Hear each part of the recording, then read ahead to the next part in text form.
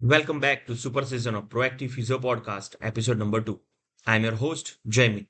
Today, I'm going to talk about mobility and stability. A human movement is remarkable symphony of muscle contraction orchestrated by the central nervous system, which is facilitate a joint action for the various tasks. And these tasks can range from the simple act of raising a glass of water to the dynamic motion of an explosive golf swing. And if we all know about the human body is very capable of countless movement patterns, and thanks to its interactive system of muscles and joints. To support this vast range of motion, the 10 main joint of a human movement system that has been very specific role and responsibilities. Mobility refers to the ability of a joint to move freely through its full range of motion. And while stability is the capacity to maintain the control over that joint during the movement pattern, which is especially keeping it on a stable position. That's why we can do a very golf swing as well as perform our routine task. Both are crucial for performing everyday activities and preventing injuries, and they work best when balanced within the body. Each joint plays a distinct role in our movement mechanics. While all joints have overlapping function, they can be categorized preliminary as either stability or mobility of joints. Stability joints include the foot, knee, lumbar spine, cervical spine, and the elbow joint. These are the joint that we can say it's a stable joint. Whereas a mobile joint, which consists of ankle, hip, thoracic spine, shoulder, and wrist. This altering pattern of stability and mobility throughout the kinetic chain, which is very essential component for optimal human movement performance.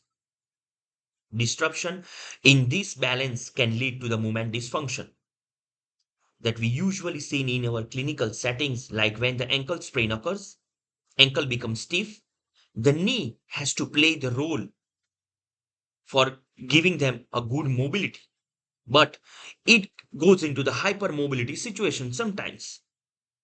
A common cause include a previous injuries, chronic overload, muscle imbalance, and bone misalignment. When these issues arise, they can impair a joint function. For instance, a stability joint may become overly mobile, while mobility joints may become excessively stable, and this converts into the movement dysfunction. We should understand about the what are the local stabilizers and the global mobilizers.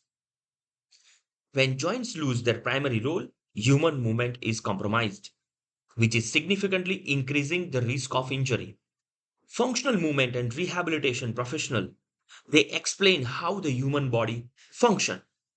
A human body function is a series of joints that alternate between the mobility and the stability needs. Understanding this principle helps us in injury prevention, enhance the performance, as well as prescribing the rehabilitation, as well as the exercise prescription. As we all know, the joint by joint approach. Different joints in body naturally prioritize either mobility or stability. Let's take an example. The hip needs good mobility for a movement, while the knee requires more stability for weight bearing activity. For the neuromuscular control, the nervous system plays a vital role in stability, coordinating the muscle activation to maintain the joint position during the movement part. Now, when the joint becomes dysfunction, what happens to the other joint? If a mobile joint becomes restricted, a nearby stable joint will compensate and often leading to the pain or an injury. Let's take an example. Tight hips can lead to excessive motion in the lower back, which causes the back pain. The training and rehabilitation should address these needs, and that we need to identify from the assessment of a movement pattern. A strength and stability exercise should focus on a stable joint, and the mobility drills should target the mobile joint. There are certain common problems and its solution that we need to identify. As I spoke earlier, the ankle sprain, eventually that ankle goes into the stiffness, and which can lead to the knee issue, and the solution will be the ankle mobility drill. We should not target on the knee joint first because the person has a pain in knee joint, but the cause is The person has an ankle sprain. Due to that, he undergo a ankle stiffness. The second one, hip immobility. You can find there is a hip. You can find hip becomes stiffness. When the hip becomes stiff, there is a more mobility over the lumbar spine, as well as it affects the knee also. So rather to focus on lumbar spine stability, first we have to improve the mobility of a hip joint. That is the solution. A weak core stability can lead to the lower back pain, and the solution is about the core stability. Now we talk about the mobility and the stability. The question is how to improve the mobility and how to improve the stability. For improving the mobility, we should go for the dynamic stretching, foam rolling, joint mobilization technique, or any manual therapy that we learn in our clinical settings. And the stability, for that, we have to more focus on a proprioception exercise, core strengthening, as well as the isometric exercise.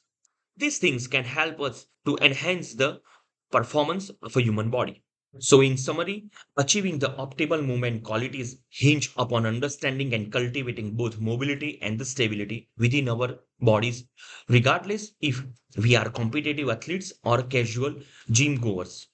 Recognizes that interdependence allows us not just improve the physical well-being but also reduce the injury risk which is associated with restricted range or a poor balance control. This scenario is prevalent the today across many demographics. To learn more, head up to the www.proactivephysioknowledge.admingle.com. Thank you.